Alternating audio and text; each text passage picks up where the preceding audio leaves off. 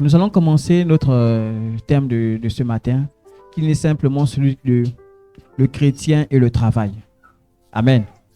Donc nous allons parler un peu du rapport que l'enfant de Dieu a avec le travail. Amen. Comment l'enfant de Dieu doit se comporter face au travail. Et s'il ne travaille pas, qu'est-ce qu'il doit faire? Amen. Donc c'est ce que nous allons parler aujourd'hui. Tout au long de la semaine, nous avons parlé de beaucoup de choses, notamment sur le rapport de l'argent avec l'Église, l'argent avec Dieu. Nous avons parlé de ces choses-là. Nous avons été enseignés sur les méthodes, comment gérer son argent. Lorsque j'ai un revenu, comment adapter mon revenu à tout ce qui est circonstance autour de moi. Amen. Également, on a parlé de contentement, parce qu'un enfant de Dieu qui ne vit pas dans le contentement, va se détruire seul. Parce qu'il ira prendre des choses qu'il ne faut pas. Là, on a parlé des engagements, ainsi de suite. Amen. Aujourd'hui, nous allons parler également du travail.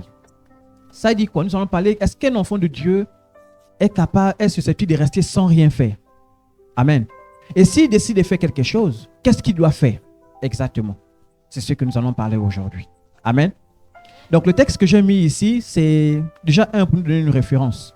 Dans Philippiens 1 au verset 6 qui dit « Et j'en suis fermement persuadé, celui qui a commencé en vous son œuvre bonne, la poursuivra jusqu'à son achèvement au jour de Jésus-Christ. » Simplement pour dire déjà que, à notre niveau, Dieu continue à travailler pour nous. Amen. C'est-à-dire Dieu prend soin de nous. C'est-à-dire que si on part au commencement de la création, on dit le Seigneur a créé au premier jour, voici ce qu'il a été fait, le deuxième jour, ainsi de suite. Amen. Mais ça ne s'est pas arrêté là. Il continue jusqu'à aujourd'hui. Aujourd'hui, est-ce que nous savons que si Dieu se reposait, on serait livré à Satan? C'est parce que Dieu ne se repose pas que tout le temps, on est protégé. Amen. Dieu ne se repose pas. C'est-à-dire l'œuvre qu'il a commencé à faire, Dieu continue à travailler pour que cette œuvre-là soit parfaite.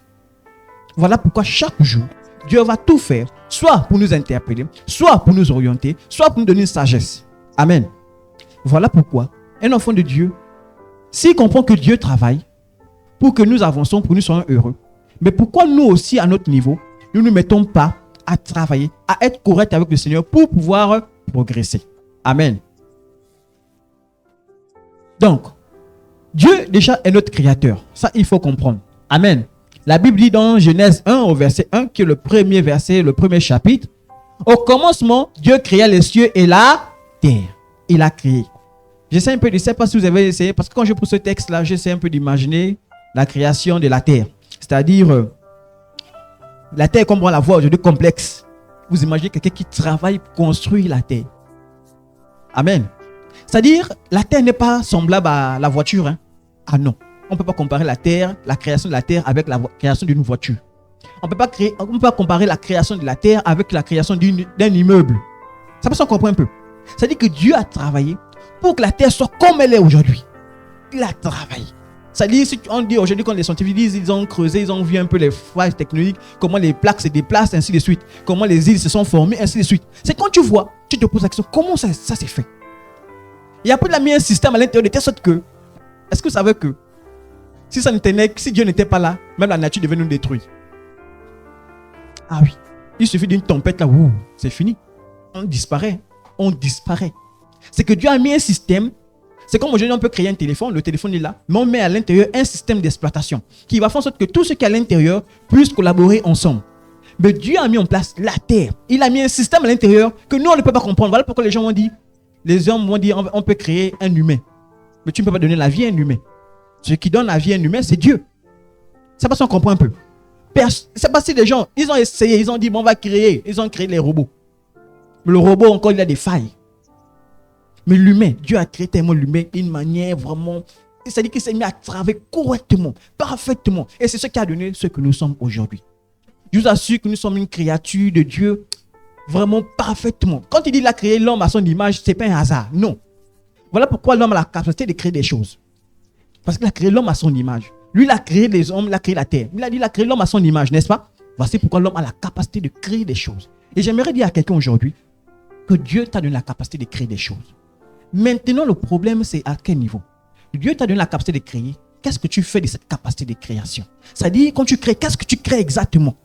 Dieu a créé tout pour sa gloire. Si tu as été créé pour sa gloire, c'est-à-dire que tout ce que tu as créé doit être pour la gloire de Dieu.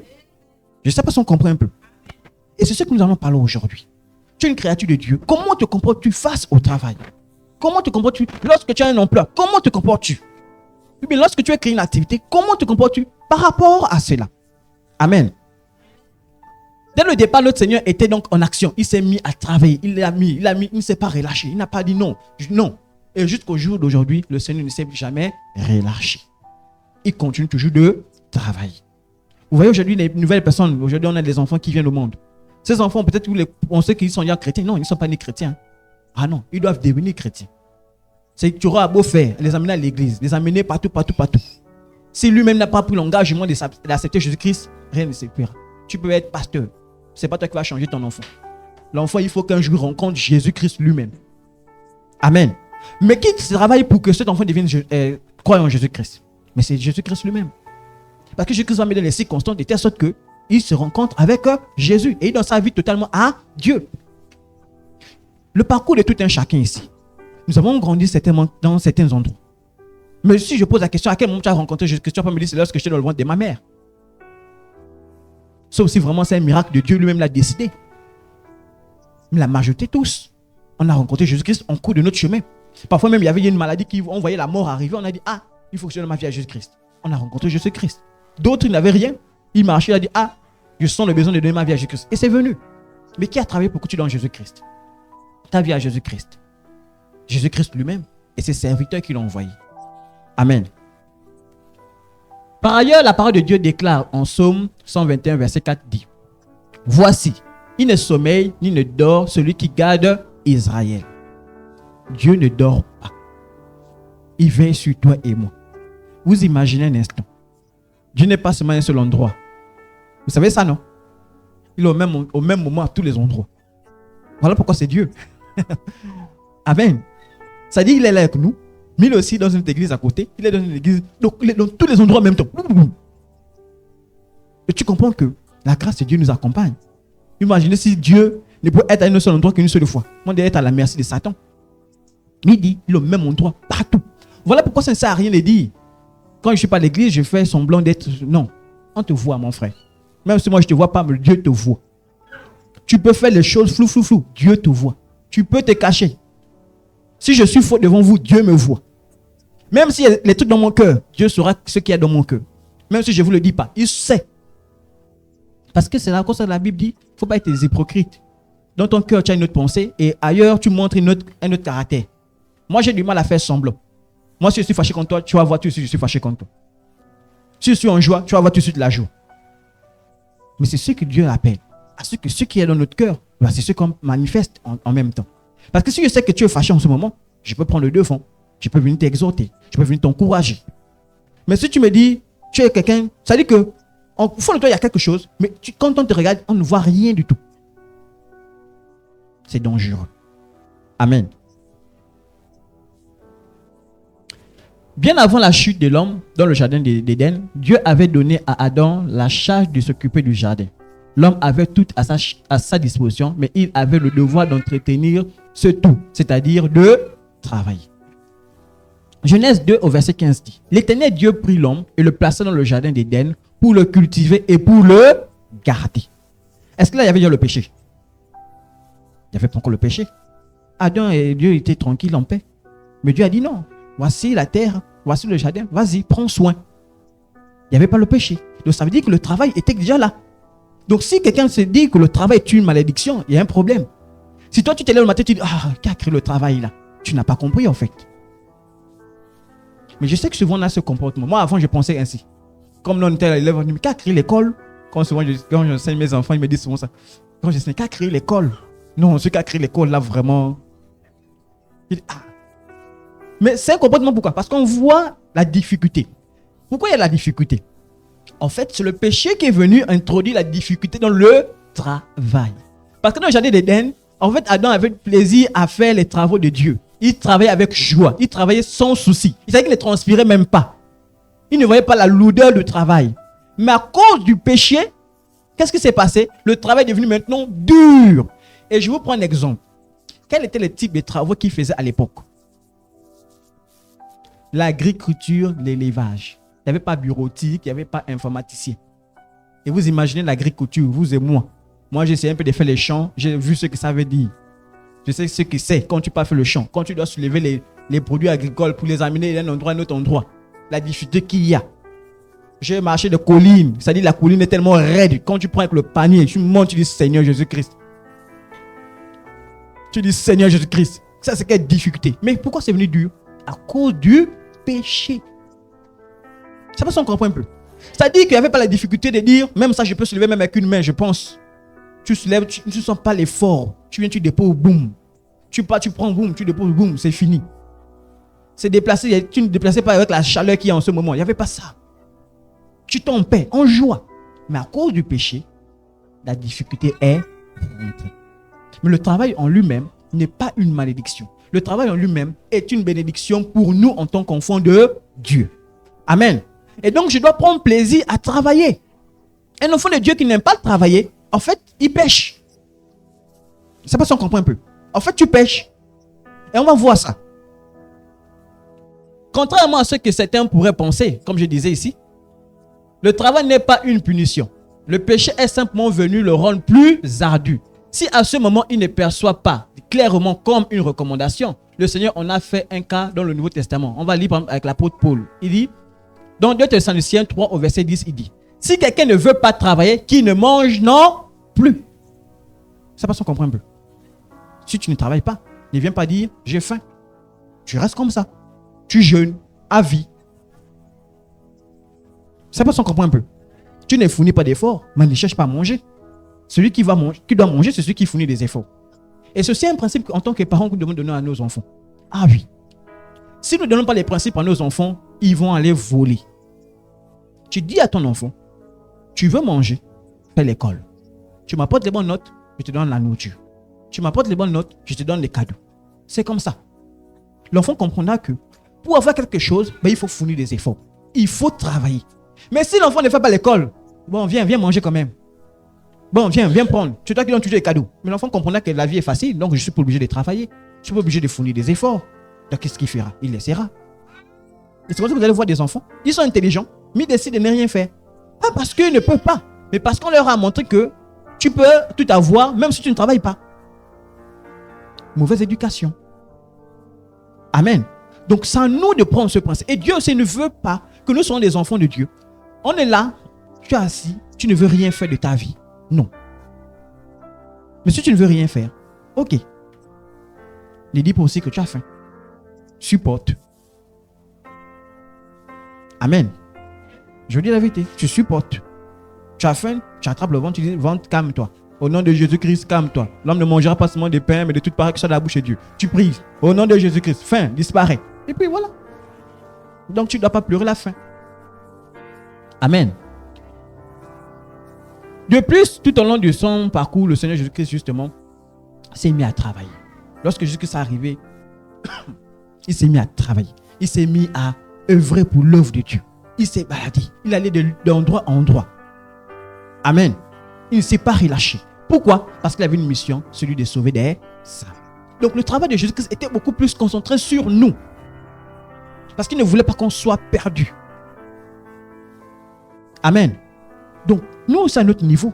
Prenons l'exemple comme notre Seigneur Jésus-Christ, qui lui ne s'est pas relâché, qui lui s'est battu dans sa vie. Il s'est mis à apprendre. Il s'est mis à recevoir des enseignements.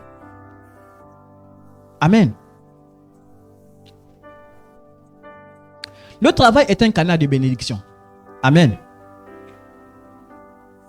Dis, je suis une bénédiction. Amen.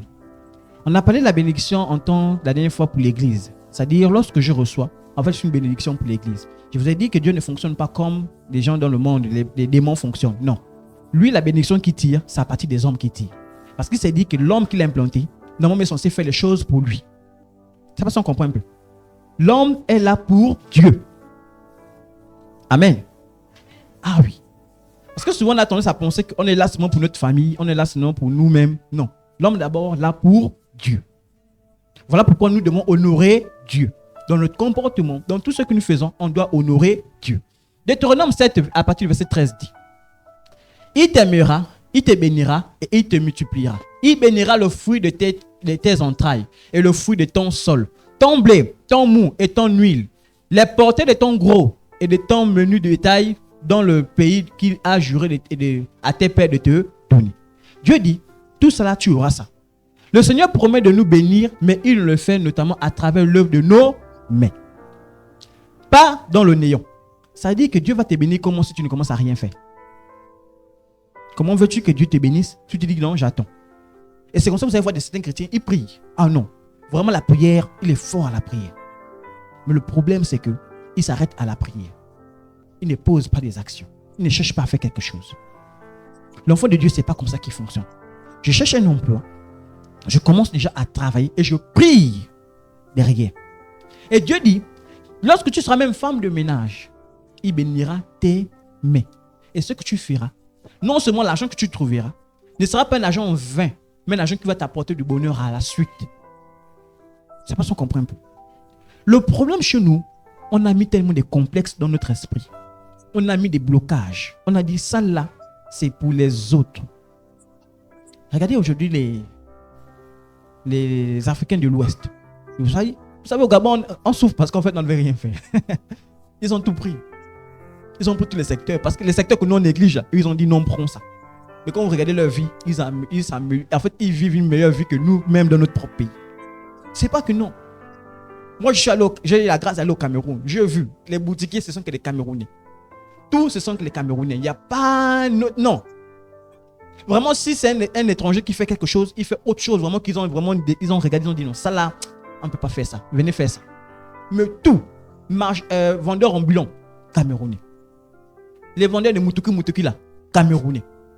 Les grands magasins, Camerounais. Les grands immeubles, Camerounais. Les grandes sociétés, Camerounais. Tu te dis la question. Voilà pourquoi vous voyez l'attitude du président aujourd'hui. Il dit non, moi je suis allé dans les pays des autres, j'ai vu comment les autres fonctionnent. J'ai vu chez les autres là-bas, eux ils ont serré tous les niveaux. Il n'y a que les gens de leur propre pays qui font ça. C'est pas, il a dit, voilà pourquoi il a dit, c'est pas la xénophobie, non. C'est pas question de xénophobie, c'est parce que si je laisse ça, mais les gens de mon propre pays vont souffrir. Ils n'auront plus rien à faire. Mais pourquoi sinon on souffre? Mais parce qu'on a décidé de ne pas faire. Ah oui, ils sont venus, ils ont mis les réseaux où vous les Gabonais ne pouvez plus rien faire. Ah, ils ont tout bâclé. Ils ont la possibilité d'amener depuis leur pays, ils amènent ici. Toi, tu vas aller chercher où? Tu n'as pas les gens dans notre pays pour faire arriver ici. Ils ont l'avantage parce que non seulement il n'est pas d'ici, il est d'ailleurs, il peut facilement acheminer les produits ici et il revend. Là-bas, il prend moins cher, ici, il vient revendre multiplié par 10. Ah oui, je vous dis la vérité. Hein. Les produits qu'on voit au Gabon sont multipliés par 10. Dans d'autres pays, je vous ai dit l'œuf 50. L'œuf 50. Donc, fais toi-même le partage. Chez nous, c'est 150. Ah. Donc, vous voyez que pourquoi le même produit a des prix différents? Mais c'est parce que chez nous, au Gabon, on a décidé d'être paresseux. On ne veut rien faire. On va te dire, moi je vous assure, j'ai pris la voiture. Quand je suis allé au Cameroun, au bordure de route comme ça, c'est les champs. Tu ne peux pas voir la forêt comme ça, ils peuvent les laisser comme ça. Jamais. Ils ont planté. Ce qui fait qu'ils ne peuvent pas mourir de faim. Et ce qu'il faut, c'est que le coût de vie est obligé d'être moins. Mais chez nous, comme on exploite tout, ça vient tout de l'extérieur, c'est normal. Celui qui amène sa marchandise depuis là, vous pensez qu'il va venir, il va acheter là-bas à 100 francs. Il va venir revendre ça à 100 francs. Non. Il va payer le transport, il va payer tout. Il arrive, il te vend ça à 1000 francs. Donc, c'est à nous, en tant qu'enfants de Dieu, de nous réveiller, d'avoir l'intelligence. Voilà pourquoi on a parlé de Joseph. Joseph, pas Joseph de Marie, Joseph le fils de Jacob, si je ne me trompe pas. C'est ça, non? Ah? Oui, Israël, voilà. Isaïe, c'est Israël, non? Voilà. Amen. Joseph, il a juste connu un peu quelque chose un peu à l'école, mais il avait une certaine sagesse qui a permis à Joseph d'être parmi les endroits où il se retrouvait. Il explosait. Il explosait comment? Non seulement il craignait Dieu, non seulement il honorait Dieu, mais il aimait travailler. Il aimait toujours être au service. Et quand on disait de faire quelque chose, il le faisait de bon cœur. Beaucoup de gens, quand ils font des choses, ils le font de mauvais cœur. Ils le font avec animosité pour dire oui, tu penses que quoi, je suis ton esclave? Non. Vous savez, il va arriver à un moment donné, tu vas te retrouver, ton chef est plus jeune que toi. Ah oui. Surtout dans le monde d'aujourd'hui, là, vous allez remarquer partout les entreprises, le chef, il est jeune, l'ouvrier, il est vieux. Et ça, je vis ça aujourd'hui à Kumlo, par exemple. À Kumlo, tu arrives, nous, on va dire non, c'est un ingénieur, mais quand tu arrives, l'autre, on va dire, un opérationnel. Mais lui, il a agi par rapport à toi. Du coup, parfois, quand tu viens de donner un ordre, voilà pourquoi on nous a appris, même nous, on nous a dit, attention, changez votre manière de parler. Il ne vient pas imposer des choses pour dire, vous là, allez, faites ça. Si tu fais ça, il va t'abandonner. Tu viens, tu parles aisément, tu parles calmement avec eux. Tu parles aussi avec respect, parce que ce sont des aînés qui sont là. Même si tu es chef, parle avec respect. Amen. Mais ça, c'est l'avantage quand on est chrétien. Vous imaginez quelqu'un qui n'est pas chrétien va parler avec arrogance, va penser qu'il est supérieur à tout le monde. Non. La vie ne se limite pas à ça. Tu ne sais pas là où celui qui est plus petit que toi va t'aider un jour. Voilà pourquoi il faut être toujours humble. Même lorsque tu occupes un grand poste. Si tu recrutes une dame de ménage chez toi, respecte la dame de ménage. Ce n'est pas un esclave. Ce n'est pas un robot. Quand tu donnes les tâches, vois aussi la difficulté de la personne. Ah oui. Mais beaucoup, quand tu recrutes, tout le plafond, tout le sous-sol, tous les murs, non. La personne n'est pas un robot. La dame de ménage, je vous donne un principe sur la dame de ménage. La dame de ménage est une aide. La dame de ménage, ce n'est pas elle qui vient tout faire dans ta maison. C'est parce qu'on comprend un peu. Beaucoup ont remplacé la dame de ménage à celle qui fait maintenant tout. Elle maintenant ne fait plus rien. Bien lui ne fait plus rien. Non. La dame de ménage t'aide là où toi tu ne peux plus rien faire. Si tu es là, tu étais accumulé avec beaucoup de travail, tu as embauché quelqu'un pour qu'elle vienne t'aider dans les travaux que tu faisais. C'est pas pour dire qu'elle vient maintenant faire les travaux que toi tu faisais, tu trouvais difficiles. Tu dis maintenant toi viens faire ça.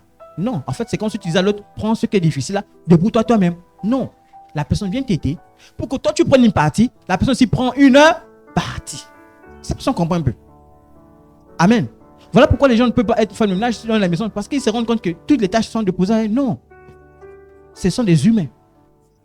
Il peut même arriver qu'ils tombent malades, mais quand tu es malade, regardez la réaction de certaines personnes. Ouais, toi tu n'aimes pas le travail, tu manques le travail, mais la personne est tombée malade, est-ce que ça dépend d'elle? Non. Personne peut se lever le matin pour dire, je suis malade. Non, sauf les pas reçus, bien sûr. Amen. Lorsque nous travaillons, nous ne sommes pas les seuls à en bénéficier. En effet, à travers notre travail, Dieu fait découler de ses bénédictions sur notre entourage et d'autres personnes également. Vous savez, souvent, même nous, dans nos traditions africaines, lorsqu'un enfant a réussi dans la vie, en fait, il est devenu une bénédiction pour tout le monde. C'est parce qu'on comprend un peu. Généralement, c'est comme ça qu'on fait. Bien que je n'aime pas trop cette façon de faire, mais c'est ça. Tu deviens une bénédiction pour les autres. C'est-à-dire, là où les autres ne pouvaient pas, mais toi, tu peux maintenant aider la famille. Tu peux aider un frère. Tu peux aider tes propres enfants. Parce que si toi, tu ne travailles pas, tes enfants iront où? Ils ne pourront pas travailler. Ils ne pourront pas être heureux. Mais lorsque tu travailles, dans tes alentours, tous ceux qui sont proches de toi, tu deviens une bénédiction pour eux. Tu deviens une bénédiction pour l'église. Amen. Tu deviens une bénédiction pour ton frère. Parce que ton frère est dans un souci. Il va aller demander chez qui? Dis frère, pardon. Tu tiens en plus là, donne-moi un peu. Mais tu deviens une bénédiction pour ce frère. Amen. Donc, quand on travaille, c'est ça la grâce que nous avons. Mais lorsque tu ne travailles pas, tu deviens une bénédiction pour qui? Tu deviens plutôt une souffrance pour les autres. Un poids pour les autres. Parce que tu ne veux rien faire. Tu veux seulement rester là. Non seulement tu as les grands besoins. Pas les besoins comme les besoins des enfants. Parce que les enfants, on comprend, ils ont les besoins des enfants. Eux, ça peine, tu les achètes 2 habits, 3 habits. Ils mangent, ils dorment. C'est suffisant pour lui. Mais nous, une fois qu'on grandit, les besoins ne sont plus les mêmes que ceux des enfants. Ah non. Un enfant, lui, c'est juste manger quelque chose qu'il a besoin. Mais toi et moi, on ne va pas dire c'est seulement manger. Il y a d'autres besoins qui vont venir. Amen. Maintenant, ces besoins-là, tu vois que plus tu grandis, plus elles augmentent. Tu vois que quelqu'un va aller louer la maison, c'est les parents qui payent. Non, tu deviens un poids pour les parents. Toi, cherche à travailler pour pouvoir payer ta propre maison. Les parents pourront t'aider quelque part au niveau de, comment on va dire ça? Peut-être t'envoyer quelque chose un peu à manger pour te compléter un peu quelque chose, ainsi de suite. Mais il ne faut pas que tu deviennes un poids totalement. Moi, je me rappelle lorsque j'étais étudiant, la première fois que je suis allé à l'USTM, je n'avais pas encore de bourse. Mais il fallait que j'aille à l'école. Je me suis dit, papa, j'ai besoin d'argent. Il m'a remis quelque chose, je suis parti. Avant que la bourse n'arrive, je ne faisais que l'embêter. Papa, jusqu'à ce qu'on est arrivé, bon, heureusement qu'il n'est pas là. Je bip, il bip. Je bip, il bip. J'ai dit, Seigneur, là, c'est devenu grave.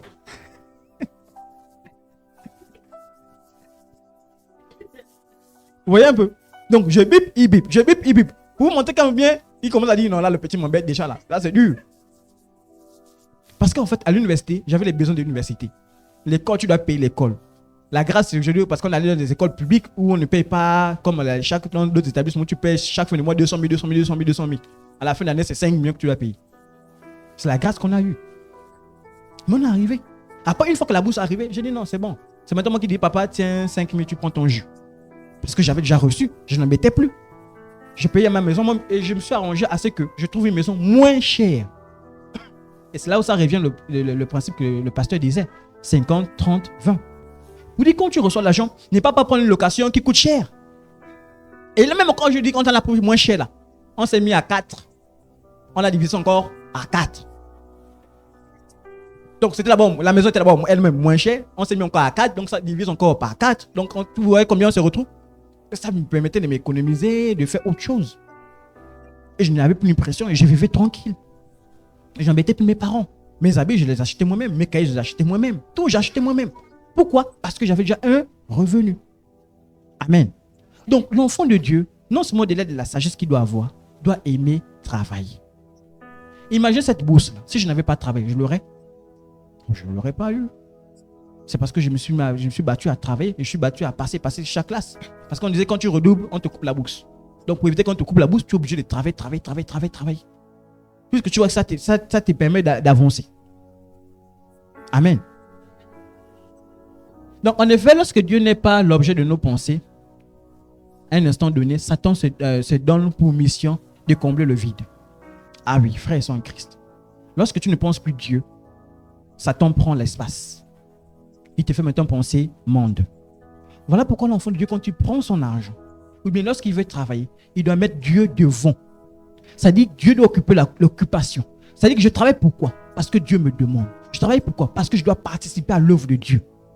Dès que tu as mis cela, tu verras que ton travail que tu choisiras ne va pas te pousser dans le péché. Ah oui. Parce que les gens, quand ils cherchent le travail, en fait, vous m'expliquez clairement. Lorsque tu ne travailles pas, tu es poussé au péché. Est-ce que vous savez ça? Vous savez ça? On va voir. La parole de Dieu déclare, dans Proverbe 21, verset 5. Les désirs du paresseux, parce que ses mains refusent de... Quand tu refuses de travailler, en fait, tu es tenté à pécher. Tu pêches comment? Parce que tu vas rentrer dans ce qu'on appelle la convoitise. Tu vas rentrer dans ce qu'on appelle, puisque tu ne veux pas travailler, tu vas rentrer dans ce qu'on appelle la facilité. Et la facilité du monde, c'est quoi? C'est le péché, frère. Je ne sais pas si dans le monde, il y a un truc facile qui est bien. Tout ce qui est facile dans le monde, quand tu cherches la facilité, il y a forcément le péché dedans. Les gens qui vendent des drogues, ils veulent vite devenir riches, mais c'est un péché, vendre des drogues. Les prostituées, elles veulent gagner l'argent vite, mais c'est prostituée. Pour gagner vite l'argent, elle ne veut pas aller courir, creuser la terre. Elle dit non, moi je vais passer par la prostitution. Et vous allez remarquer, tous ces escrocs, tout ce qui est facile, c'est devant c'est Satan. Parce que pour Dieu, Dieu il est clair avec ça. L'ouvrier mérite son clair. Tu travailles, tu mérites. Tu ne travailles pas, tu ne mérites pas. C'est ça. Amen. Donc celui qui ne travaille pas est souvent porté par l'envie, la jalousie, la calomnie, etc. Tant de mots qui ne glorifient pas Dieu. Tu vas voir Israël a dit, il pense qu'il n'y a que lui qui va réussir. Tu vas réussir, tu vas voir. Elle s'est dit quoi? Parce que tu as seulement la voiture là, tu vas voir. Et tu commences même à lancer, à faire les prières contre l'autre. Tu vas voir, tu as même fait l'accident. Non. Tu pêches. Mais travail, tu auras aussi ça. L'autre a travaillé, l'autre s'est battu. Je ne vous dis pas d'aller envier ceux qui sont dans le monde, hein, qui ont un peu les facilités là. Ah oui, parce que tu vas envier quelqu'un qui est passé par les facilités, il a eu ce qu'il a. Amen. Aujourd'hui, vous voyez sur Internet, on parle des influenceuses. Vous ne savez pas comment elles font pour avoir ça. Mais toi, tu peux envier les influenceuses. Bah, tu te dis, tu penses qu'elles ont eu ça comment? Ah, donc si tu vas voir ça, ils vont t'amener dans la même chose. Ah, je vous assure, hein, la facilité, Satan te ouvre les portes comme ça, il dit, viens, toi, viens. Tu veux la facilité? Viens, c'est là, viens. Ah oui. Satan a même fait la même chose avec Jésus. Là, il y a Jésus-Christ. Prosterne-toi seulement là, et puis c'est fini. Je te donne le monde. Est-ce que c'est faux? Il est venu, il a tenté Jésus. Satan a tenté Jésus. Mais la plus forte raison, nous. Le monde va nous tenter. Le monde va venir. Peut-être tu ne vas pas voir Satan directement lui-même. Mais il viendra par les propositions. Vous les jeunes dames aujourd'hui, ou bien les femmes aujourd'hui. Même en tant que mère, hein. Ah oui. Il y a des jeunes qui vont venir. Il est là, joli, mignon, abdos, musclé. Il va venir, tu vois, ton mari là-bas, le gros ventre yaourt, les vieux ridés. Tu commences à dire, ah Seigneur, Voilà un beau. Mais oui, je vous dis la vérité. Tu fais comment? Mais c'est Satan qui vient devant toi, tu ne le sais pas.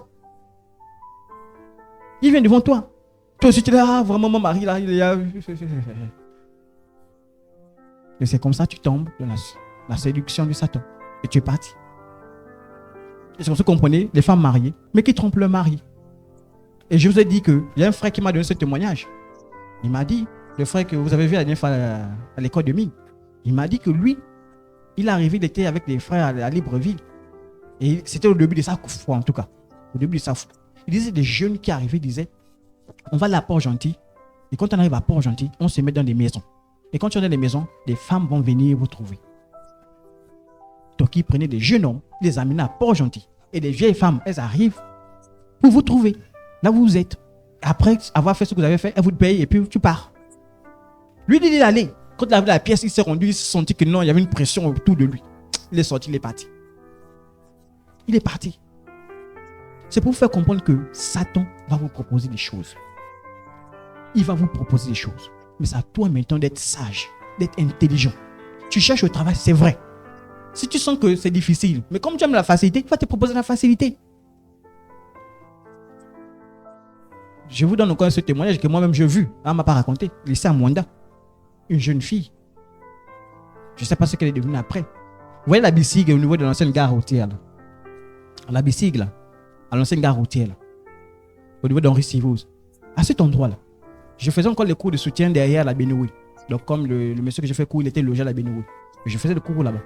Je me suis sorti parce que, bon, souvent moi, comme j'aime travailler avec les enfants, souvent quand c'est encore les tout petits, parfois ils aiment bien les biscuits. J'ai dit, bon, je vais te prendre les biscuits. Tu travailles, hein, je te prends les biscuits.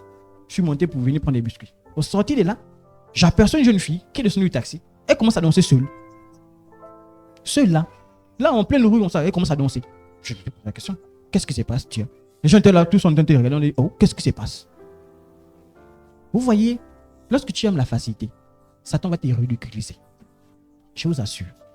Tous ceux qui aiment la facilité ont été ridiculisés. Soit de leur corps a été sali, soit, parce que je vous assure, l'objectif de Satan, c'est pas pour rendre beau. Hein. Ah oui, je vous assure. Satan, au début, tu vas paraître beau. C'est là où il t'a eu. Parce qu'il te présente d'abord tout avec la beauté. Au fur et à mesure, il t'éteint. Jusqu'à ce que tu arrives à la folie et la mort qui suit. C'est ça, Satan. Vous pensez que les gens qu'on voyait aujourd'hui sont, vous voyez la beauté? Oui. Vous allez voir. Regardez au fur et à mesure. Ceux qui ont pris les cigarettes, regardez au fur et à mesure. La souffrance. Voilà pourquoi on dit quand tu as la grâce d'avoir Dieu, mais reste concentré sur Dieu. Ne t'éloigne plus de Dieu. Fais avec ce que tu as. Au lieu d'être détruit et perdre la lumière que Dieu t'a mis en toi. Non. Mais tout ça pourquoi? Parce qu'on veut la facilité. Amen. En quelques mots, Dieu désire que ses enfants travaillent. Il nous a donné l'exemple et il en attend que nous suivons ses pas. C'est également en travaillant que nous pouvons nous révéler au monde. On a dit expérimenter Christ et manifester Christ et expérimenter Christ au... Je montre Christ au monde comment? Lorsque j'ai réussi par le fait que j'ai commencé à vendre des croquettes, j'ai réussi par là. Les gens diront, ton Dieu là, je veux aussi avoir ce Dieu là. Pourquoi? Tu n'as pas fait comme les autres. Tu es passé par la voie que Dieu t'a conduit et tu as réussi à travers ça. Amen. Beaucoup de gens se posent la question, pourquoi?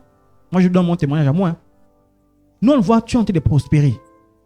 Peut-être que c'est long, mais je prospère. Un peu avec le Seigneur. C'est pas si on comprend un peu. Il y a d'autres qui vont peut-être prendre les raccourcis, je ne sais pas comment ils vont faire.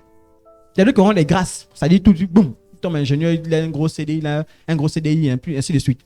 C'est pas si on comprend un peu. Mais moi, je progresse doucement avec le Seigneur. Ce qui fait que je ne peux pas envier quelqu'un. Parce que c'est que là où le Seigneur m'amène, il m'a approuvé des grandes choses. Je pars avec ça.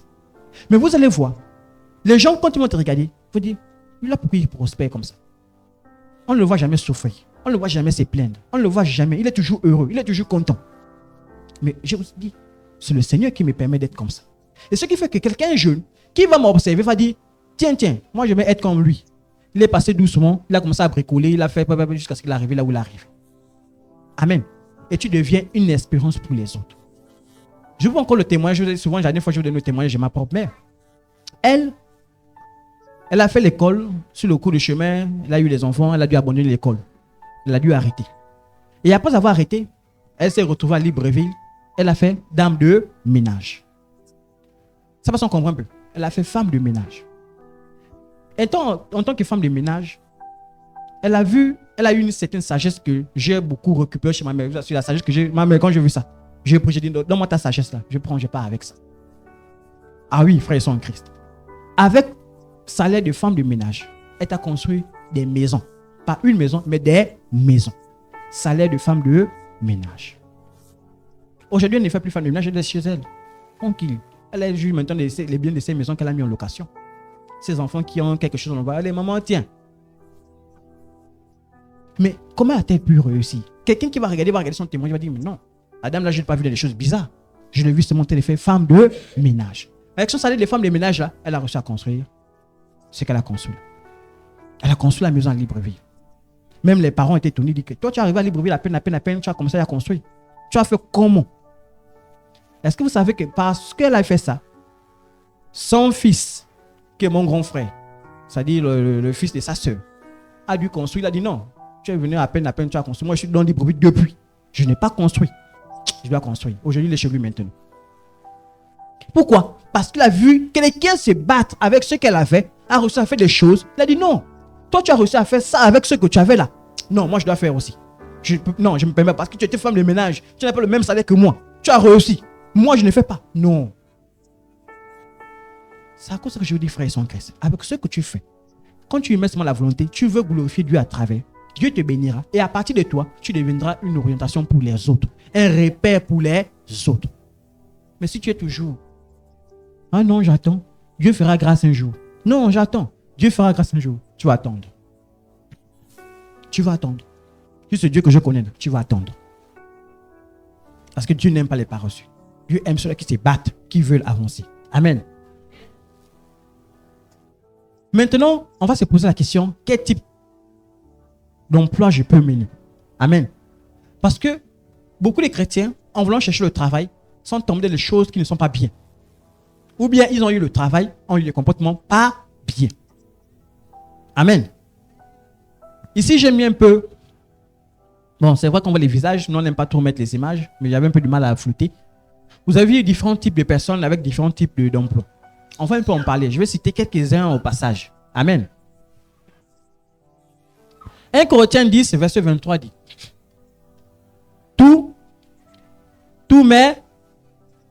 est permis, mais tout n'est pas eu. C'est bon? Tu peux trouver beaucoup d'emplois, mais est-ce que c'est utile pour toi? C'est la question que tu dois te poser. Amen.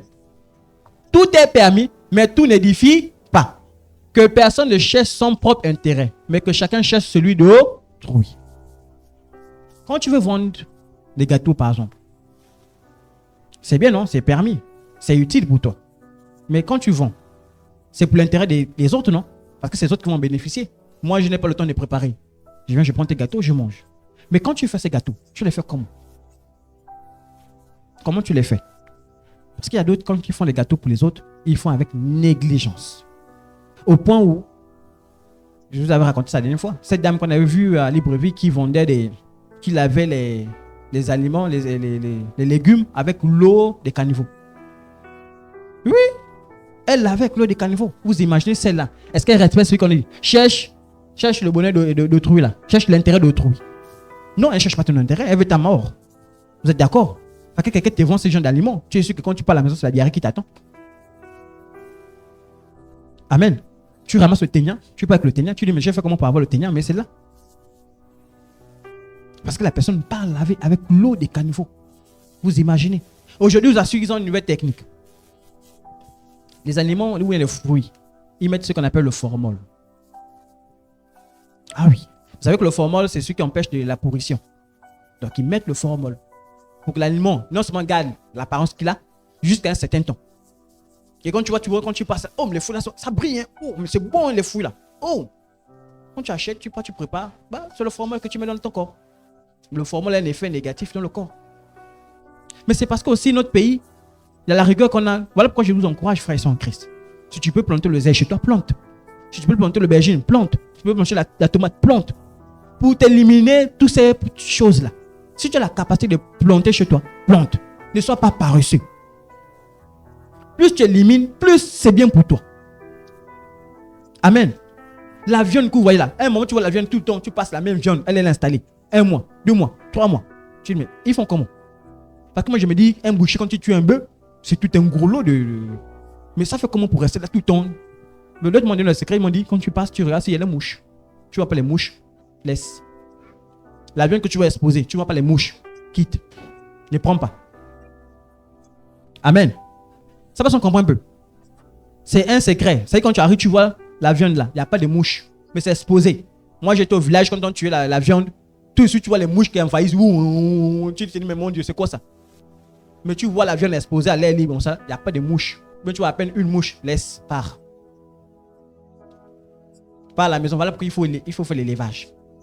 Moi j'étais au Cameroun, je n'achetais pas le poulet en carton, j'achetais le poulet, les vivants. On s'est dit, tu veux quel poulet? Le poulet là, donne. Sur place, on met dans l'eau chaude, boum, on déplume, on te coupe en morceaux, on te met le sac, tu pars, tu prépares. Il n'y a pas le poulet, il est dans le congélateur. Non. Même l'oseille, quand tu vas acheter l'oseille, c'est là devant toi, la plantation est là. Ça veut dire que la personne qui te vend là, c'est là derrière.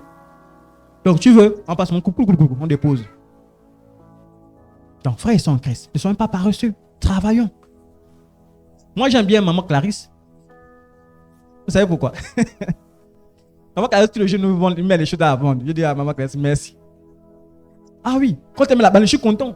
Quand tu aimes les légumes, je suis content. Moi, je dis à ma femme, va prendre. Là, prends. Au moins, on est sûr que c'est des aliments sains. Il y a l'assurance. Mais quand tu vas prendre le marché là-bas, tu ne sais pas ce qu'il allait bouger, quel arbre, je ne sais pas quoi, il te vend ça. Il y a maman qui laisse continuer, pardon. Vends-nous toujours les choses. Amen. Et c'est ça. Moi, j'aimerais avoir que une sœur en Christ dit, elles vont le manioc. Moi, je fais la commande. Je dis non, moi, je vais acheter le manioc chez toi. Pourquoi? Parce que c'est une sœur en Christ. Ah oui, je sais que ton manioc là, c'est un manioc qui est fait avec amour, passion. Et je sais que quand je vais acheter le manioc là, je serai heureux. Mais tu pars pour le manioc là-bas, à un moment, tu vois, on ne t'aime pas. Dans ceux qui vont le manioc avec la terre, c'est qu'ils se disent, ah, c'est commercial, ils vont manger comme ça. Quand tu manges, tu dis, mon Dieu. Amen. 1 Corinthiens 6 au verset 12 dit, tout m'est permis, mais tout n'est pas utile. Donc c'est le même verset, dans une autre version, c'est le même. Amen. Luc 15, et là je vais paraphraser ça, c'est le fils prodigue. Le fils prodigue, il a eu l'argent. C'est bon? Il est parti voir son père, il a dit, Père, donne-moi mon argent, je vais aller vivre ma vie. C'est bon? Et en prenant son argent, il allait faire quoi? Faire la fête avec son argent. Ce verset, en fait, je voulais juste attirer notre attention, notre sagesse. Lorsqu'on a de l'argent, ça veut dire que tu as travaillé pour avoir cet argent dur. Tu as reçu cet argent. Il faut être sage dans la manière dont tu l'utilises. Amen. Beaucoup ne savent pas utiliser leur argent. Beaucoup utilisent leur argent mal. Une bénédiction que tu as reçue, mais tu la dilapides n'importe comment. Et pour faire du n'importe quoi. Et n'investis pas aussi ton argent dans du n'importe quoi. Parce que beaucoup ont pris leur argent pour investir dans les choses qui ne glorifient pas Dieu. Ce jeune homme-là, il a pris l'argent qui était honnête, qui était propre.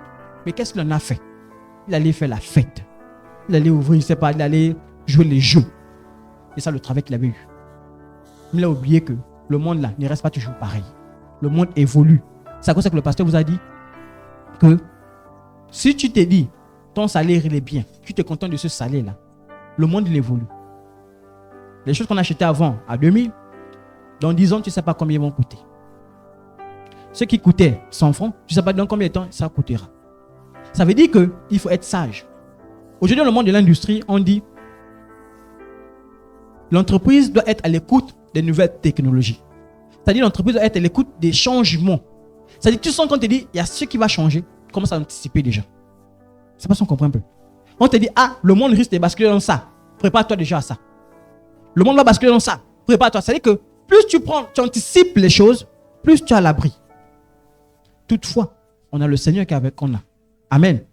Parce que si on marche comme ça, on va marcher déjà par la chair. Non. Nous, on fait confiance en Dieu. Amen. Maintenant, on va avancer. Ça ne se voit peut-être pas bien. La Bible dit 1 Thessalonique, car l'Écriture dit, tu n'emulseras point le bœuf quand il foule le grain. Et l'ouvrier mérite son salaire. Le verset qui m'intéresse, la partie qui m'intéresse, c'est l'ouvrier mérite son salaire. Comme je disais, travailler dans les bureaux n'est pas toujours quelque chose d'aisé. Alléluia. Travailler dans les bureaux n'est pas toujours quelque chose d'aisé. Ne pensez pas que celui qui est devant l'ordinateur là, il ne fait qu'appuyer sur les boutons, tac, tac, tac, tac, tac, tac, tac, tac. Ah, ah. Ah oui. Il y a un travail vraiment fort qu'il fait. Il y a d'autres qui vont dire, on exploite le travail intellectuel, l'autre travail physique. Ça passe, on comprend un peu. Quand tu travailles dans les bureaux, il y a des gens qui ont même plus de dépression que ceux qui travaillent dans les chantiers. Parce qu'il y a une pression. Tu dois fournir des documents, tu dois fournir des informations. Donc, il y a plus de pression. Donc, ne pensons pas que, parce que je cherche le bureau, que je serai forcément à l'aise. Non. Tu veux un emploi où on te met dans un certain sanguin, mais sache que la tâche aussi, elle est élevée. Ne te dis pas qu'on te paye 2 millions pour rien. Ah non. L'entreprise ne te paye pas 2 millions pour que tu t'asseyes. Mais tu restes là assis, on te décroise tes doigts, on te prendre le café. Non. L'entreprise te paye à cette hauteur-là parce qu'ils te disent, ah, la tâche qu'on va te donner là, elle n'est pas petite. Tu dois beaucoup travailler. Amen. L'autre à côté, c'est un monsieur qui vend le coton. Donc là, son coton, il part vendre. Amen. Quand je parle là, je parle des différents types d'emplois en même temps. Amen. Tu peux être agriculteur. Tu peux faire l'élevage. C'est possible. Tu pars, tu dépenses un jour, tu dis, bon, je prends mes 200 000, j'achète un mouton mâle, un mouton femelle, je les dépose. Tu prends seulement soin d'eux, ils vont se multiplier. Une fois que tu atteins un certain quota, tu vends au fur et à mesure. D'autres, la stratégie, ils font quoi? Ils ne vendent jamais les femelles. Ils ne vendent que des mâles. C'est-à-dire, quelqu'un veut une fête, vous voulez une fête, il y a un mouton, venez prendre, c'est 150 000, il prend. Et tu t'enrichis comme ça, un peu. Mais de la meilleure des manières.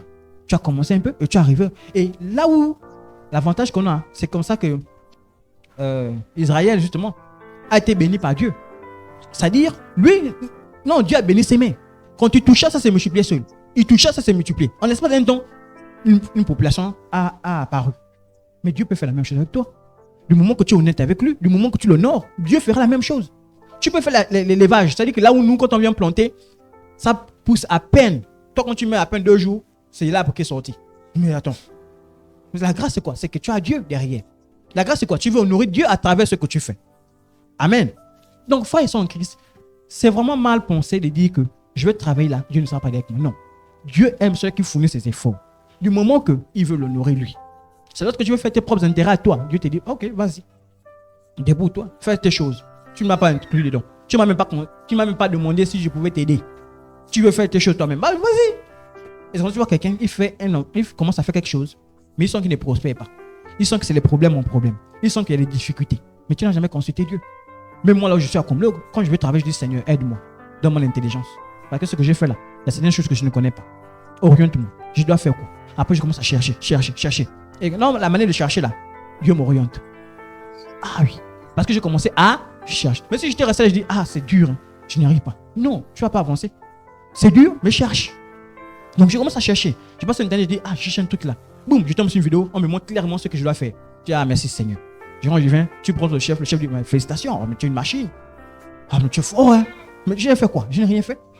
Justement, dit, Seigneur, aide-moi, guide-moi. Je suis parti, je prie, je suis venu. Amen. Et c'est ça l'avantage quand on a Dieu. Donc, ça, c'est ce que je disais. Il dit le travail, le bruit, les équipements de nuit sont. Ça dit que ces gens qui travaillent la nuit, les postés, on peut dire. Ça va si Kevin est là? Manzela. Il est là, non? Voilà.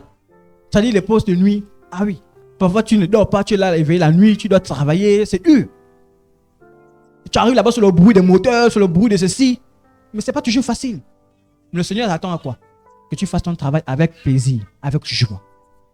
Voilà pourquoi on prend cette disposition. Vous savez, l'avantage qu'on a Dieu, c'est que Dieu nous est loin des mauvaises choses. Beaucoup pensent que Dieu est là notre ennemi. Non, Dieu n'est pas notre ennemi. Dieu veut nous préserver des mauvaises choses.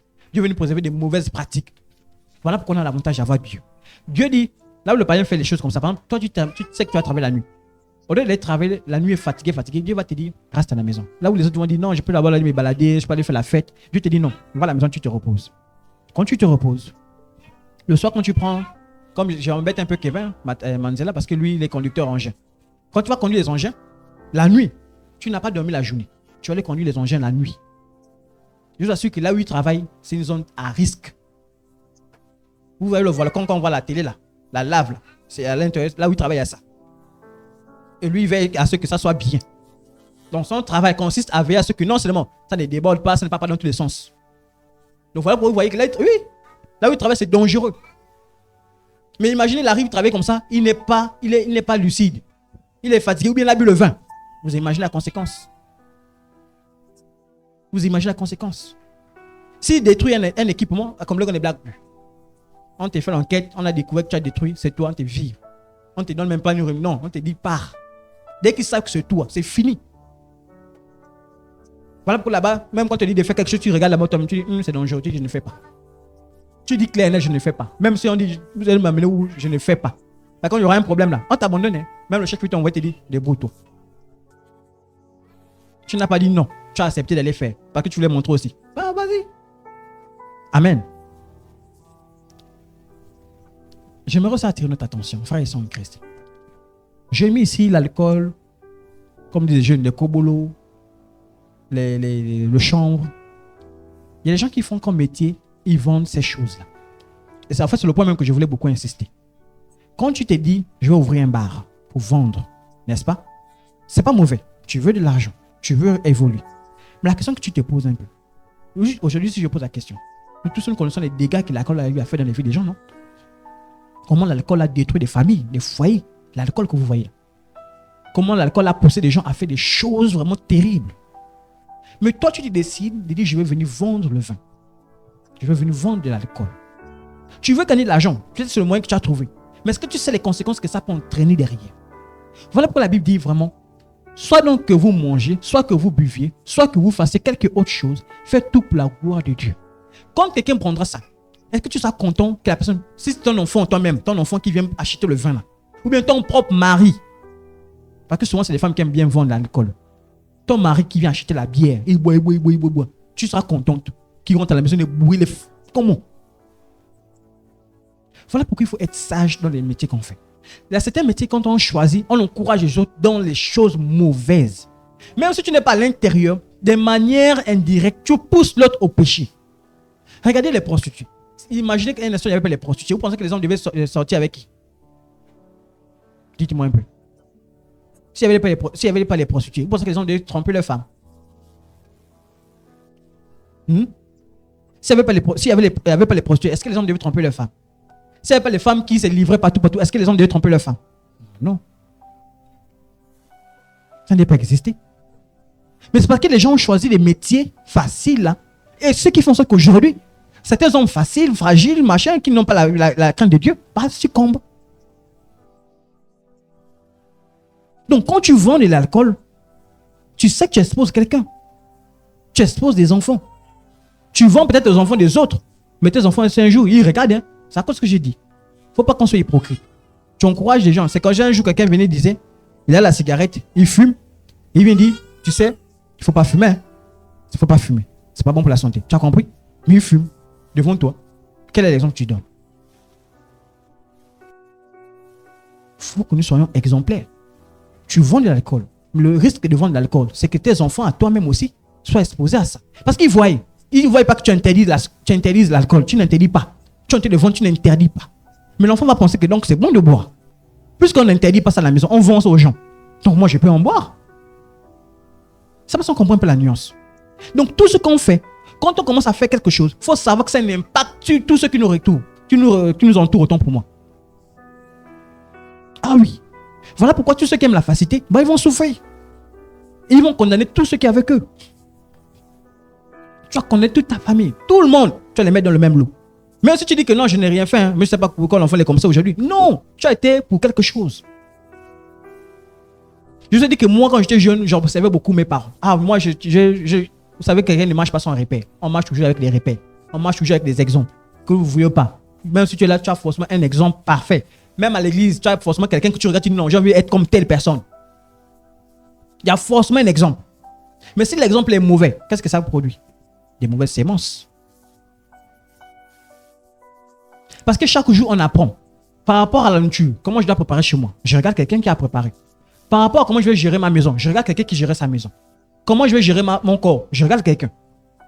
Voilà pourquoi je donne envie de laisser les enfants regarder comment on appelle ça, la musique mondaine, les vidéos qu'ils regardent. Parce qu'en regardant ça, vous voyez certains s'exposent à certaines choses. Ah oui, vous voyez le jeu des enfants, yo, il a pour ça où? Mais dans la télévision, vous l'avez vu ça? L'enfant aujourd'hui, il a une nouvelle chaussure, il a pour la chaussure là où? Dans la télévision. L'enfant aujourd'hui, a un nouveau style de vestimentaire, il a pour ça où? Mais dans la télévision. Voilà pourquoi nous, parents, on doit veiller là-dessus. Parce que tout ça influence le métier de demain. L'enfant va te dire, moi, demain, je vais être rappeur. Bah, tu penses qu'il a eu ça? Son métier, il a choisi, c'est être rappeur. Son métier, c'est être, c'est pas autre chose. Il a pris forcément l'exemple quelque part. Amen. Donc, je dirais rapidement, Romains 14, verset 21 dit, il est bien de ne pas manger de viande, de ne pas boire de vin et de s'abstenir de ce qui peut être pour ton frère une occasion de scandale ou de faiblesse. Donc, quand tu vois ces choses-là, c'est les choses qui vont détruire la vie des gens. Mais tu vends quand même. Quelle est la conséquence? C'est comme ça que tu vas voir, après on va dire non, limitez l'alcool. Mais vous en vendez.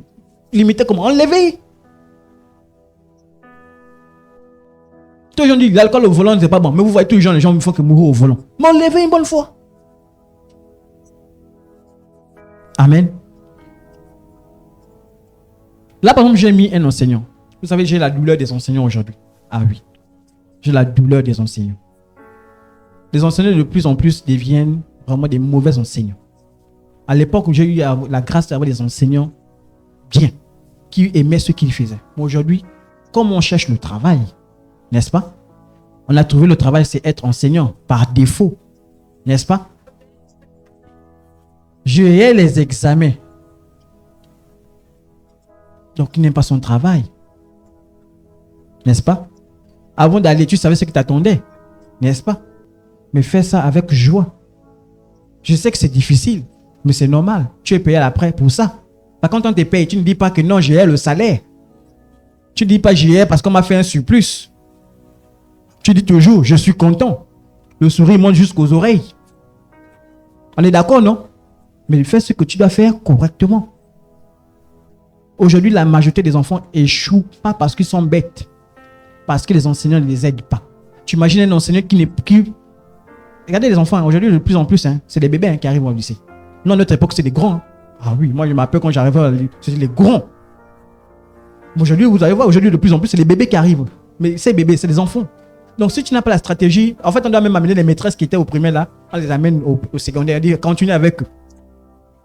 Parce qu'ils ont besoin de, comment on appelle ça? D'amour, d'attention, ces enfants, ils ont besoin. Donc, un enfant, quand tu lui parles avec dureté, mais c'est un enfant, il va dire que tu me racontes quoi là? Lui, il ne comprend pas pourquoi l'intérêt de faire l'école. Il ne sait pas pourquoi il fait l'école, il ne connaît pas. Donc, quand tu parles à un enfant, le soir, mais vous êtes bête, hein? Vous allez relouer 2 fois, 4 fois, 5 fois. Non! Cherche à comprendre, donne la motivation. Moi, je dis, j'arrive. Vraiment, quand j'arrivais, bon, pour moi, il y a Lévi qui est là qui peut témoigner. Si je n'étais pas comme ça. Parce qu'il était mon élève, hein, quand j'étais à Saint-Dominique. Mais quand j'arrivais, je les disais clair et net. Ceux qui ratent la moyenne, je le bastonne. Déjà, c'était ça mon principe. Je faisais tout pour qu'ils aient les moyennes. Et donc, celui qui rate la moyenne, lui, on a les problèmes. Avant de faire un devoir, je dis, allez-y à la maison, étudiez ça, étudiez ça, étudiez ça. Quand j'arrive, dites-moi, qui a étudié? Qui n'a pas étudié? Quand tu n'as pas étudié, je dis, viens, je vais appeler tes parents. Ah oui, vous savez que les enfants n'aiment pas quand on appelle leurs parents. Je dis, non, j'appelle tes parents. Donc, j'ai usé tellement de stratégies. Et moi, quand ils sentent que tout ça, ça a raté. À la fin, la récréation, tout le monde sort. J'attire l'enfant à côté. Je discute avec l'enfant. Qu'est-ce qui ne va pas? Pourquoi tu as du mal? Pourquoi tu ne progresses pas? C'est quoi la difficulté? C'est quoi? Et l'enfant commence à s'ouvrir. Oh non. Et c'est là que tu découvres les choses. Papa et maman se disputent tous les jours. Oh, j'ai vu chez la belle maman. Ça n'est pas ça, maman. Oh, c'est si. Ça, tu découvres. Et après, tu discutes avec l'enfant. Tu lui fais prendre raison. Tu dis oui, c'est vrai. Tout ce que tu me dis, c'est vrai. Mais veux-tu être encore une chute pour toi-même? Bats-toi à l'école. Et tout de suite, l'enfant découvre en toi une source, une orientation, une motivation. L'enfant, quand tu rentres à la maison, il s'est mal travaillé. Et quand il arrive, tu vois l'enfant évolue. Il évolue, il évolue, il évolue. C'est pour ça qu'un jour, j'ai vu un enfant venir me dire, il m'a dit, monsieur, merci. Pas parce que je l'ai donné les moyens, non. Parce que je l'ai fait comprendre, prendre conscience. Parce que déjà, dans le lycée, tu n'as qu'une seule matière. Tu n'as pas toutes les matières. Moi, j'aurais bien à voir, comme au lycée, au primaire, tu as toute ta classe avec toi. Tu pars avec eux jusqu'en terminale. Je suis sûr que je serai la terminale qui se retrouve avec 1000 élèves. C'est pas comme au primaire, là où tu prends la même classe CP1. Tu montes. Non. Non, pas le même. Là-bas, tu as différents professeurs. Donc, celui qui fait là-bas, il fait du n'importe quoi. Qu'est-ce que tu as fait? Tu ne peux rien.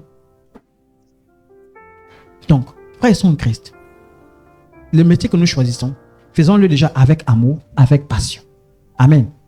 Ne prends pas un métier, non seulement celui qui est contre la parole de Dieu, mais également qui dedans, tu ne glorifies pas Dieu. Glorifie Dieu dans ce que tu feras et tu seras élevé. Amen. Ah oui, hein? Parce que les mêmes enfants, quand on tient là, demain, ils nous attendent. Hein? Sans qu'ils vont travailler, hein? Toi, tu seras vieux. Tu es malade. Tu n'as pas l'argent. C'est le même élève là qui peut me dire, ah non, le monsieur là. Ah oui. C'est une bénédiction. Et les professeurs, les maîtres sont une bénédiction pour ces enfants. Quand tu es une malédiction pour eux. Quand tu écoutes les enfants, c'est quoi? Non, le maître là, non, lui là. Le professeur là. C'est dangereux. Amen. Alors on va s'arrêter par là. Et je vais terminer avec ces propos. Juste pour nous encourager. Le Seigneur ne veut pas que nous soyons des chômeurs entre griffes. Amen. Il veut que tu fasses quelque chose. Tu n'as pas peut-être fini l'école, il n'y a pas de problème. Cherche une activité et recommande cela à Dieu. Dis Seigneur, voici l'activité que j'ai choisie, que je peux faire. Donne-moi la sagesse, donne-moi l'intelligence pour que je puisse y arriver. Amen. La Bible dit, recommande tes projets à l'Éternel et tu réussiras. Recommande tes projets. Et du moment que ça glorifie le nom de Dieu, recommande-les à Dieu. Seigneur, je n'ai choisi que pour évoluer l'agriculture. Donne-moi la sagesse, donne-moi l'intelligence. Comment faire pour faire prospérer cela? Joseph n'a pas eu besoin d'avoir une connaissance particulière dans la gestion de l'argent d'une maison. Non. Il est arrivé avec la sagesse qu'il avait de Dieu. Il a réussi à prospérer. Il est devenu ce qu'il est devenu aujourd'hui. Il est devenu gouverneur. Il n'est pas arrivé là-bas par hasard, parce qu'il avait Dieu. Même Pharaon, avant de venir, il a dit, je ne connais pas sur l'Égypte qui est plus intelligent, qui est plus sage que celui qui est venu dire, interpréter ce songe. Il n'y a que toi. Les gens comprennent qui? Soit celui-là. Il a dit qu'il est intelligent. L'intelligence que Dieu donne. Amen.